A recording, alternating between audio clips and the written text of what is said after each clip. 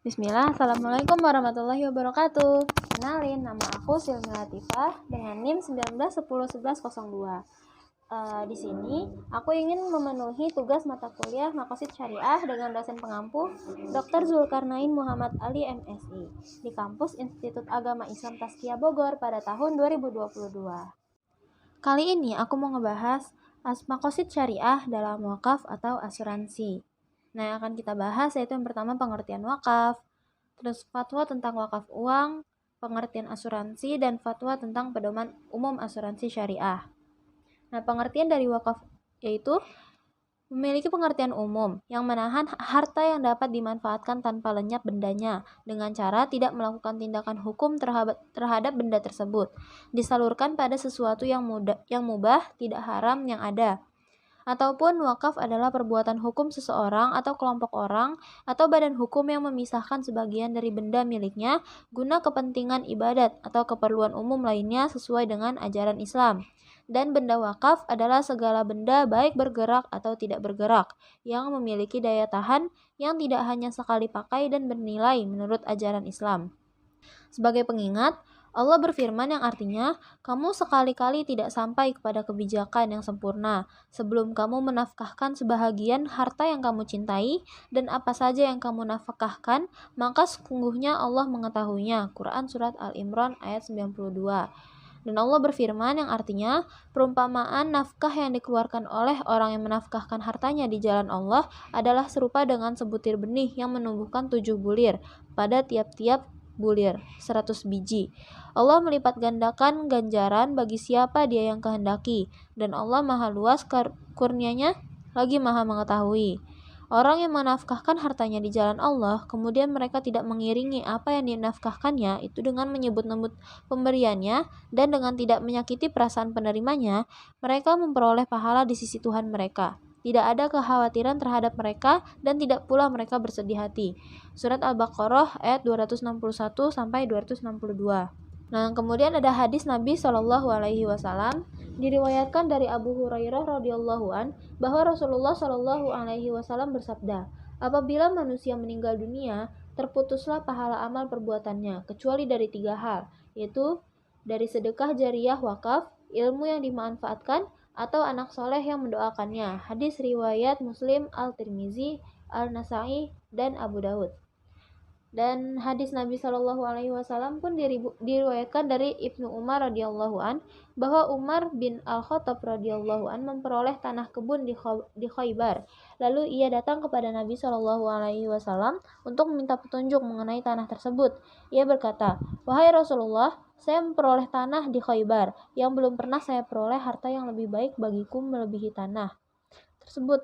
Apa perintah engkau kepadaku mengenainya?" Nabi Shallallahu alaihi wasallam jawab, "Jika mau kamu tahan pokoknya dan kamu sedekahkan hasilnya."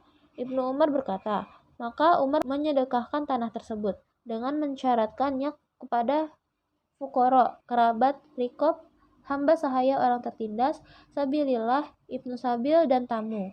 Tidak berdosa atas orang yang mengelolanya untuk memakan dari hasil tanah itu secara ma'ruf, wajar, dan beri makan kepada orang lain tanpa menjadikannya sebagai harta hak milik.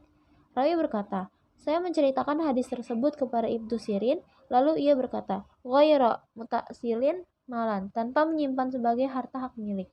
Hadis riwayat Al-Bukhari, Muslim, At-Tirmizi, dan An-Nasai. Kemudian fatwa tentang wakaf uang. Yang pertama ada wakaf uang cash. Kemudian ada surat berharga. Kemudian wakaf uang hukumnya jawaz boleh. Secara syar'i, wakaf uang untuk kepentingan umat. Dan yang kedua, ada fatwa ini berlaku sejak ditetapkan dengan ketentuan. Jika di kemudian hari ternyata terdapat kekeliruan, akan diperbaiki dan disempurnakan sebagaimana mestinya. Pengertian asuransi.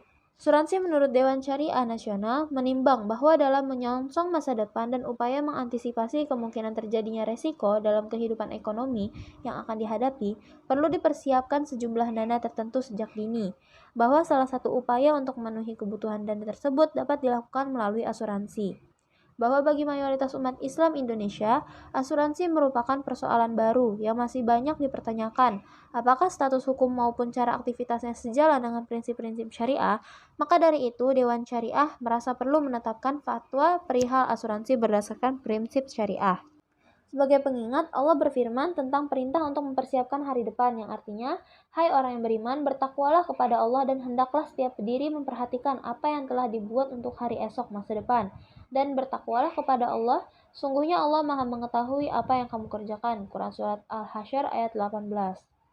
Hadis Nabi Shallallahu Alaihi Wasallam tentang beberapa prinsip bermuamalah, yaitu yang pertama, barang siapa melepaskan dari seseorang muslim suatu kesulitan di dunia, Allah akan melepaskan kesulitan darinya pada hari kiamat, dan Allah senantiasa menolong hambanya selama ia suka menolong saudaranya. Hadis riwayat Muslim dari Abu Hurairah. Yang kedua, perumpamaan orang beriman dalam kasih sayang, saling mengasihi dan mencintai bagaikan tubuh yang satu. Jikalau satu bagian menderita sakit, maka bagian lain akan turut menderita. Hadis riwayat Muslim dari Nu'man bin Bashir. Dan yang ketiga, seorang mukmin dengan mukmin yang lain ibarat sebuah bangunan, satu bagian menguatkan bagian yang lain. Hadis riwayat Muslim dari Abu Musa Asy'ari.